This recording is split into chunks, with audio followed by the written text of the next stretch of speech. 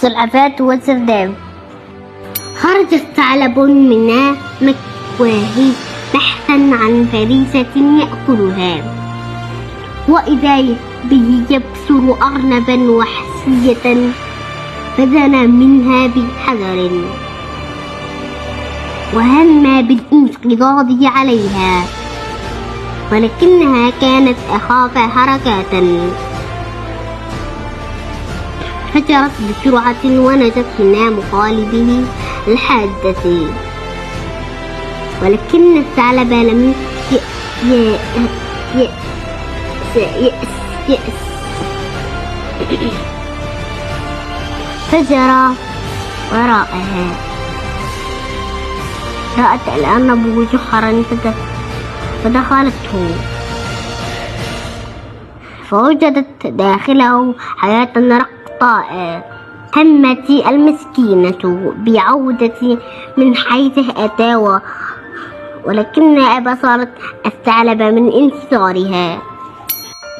جزعت المسكينة وظلت تفكر في الموت التي تناسبها. هل تموت بين فك الثعلب أما بين الفك الأفعي؟ وأخيرا أبصرت جحرا داخل الجحر،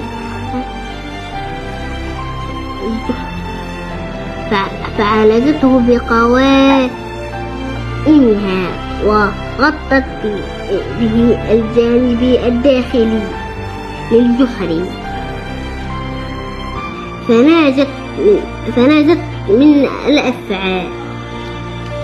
ثم أخذت الأرنب تلبس التربة، وإذا به تبصر سردابا داخل الجحر، فدخلته بحذر.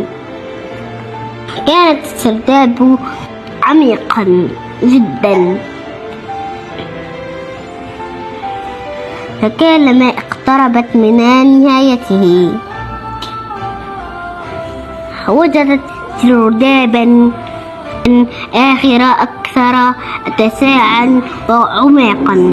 وصلت بعد سويعات إلى مكان واسع مليء بالأعشاب والحيوانات الصغيرة، ورأت داخله سلحفاة فندمت منها وحياتها.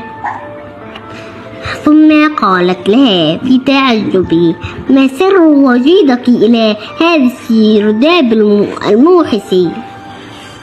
فأجابتها السلحفاة: لقد حفرت جحرا صغيرا منذ سنين لأقضي فيها أوقاتا ممتعة، ولكن أفعى رقطاء سكنت الجحر ومنعتني من خروجي، فأمضيت سنوات وأنا أحفر إلى أن صنعت هذا القبو العميق الأوسع الأمان. سكرتها الأرنب على طول صبرها وماها رأتها في الجحر.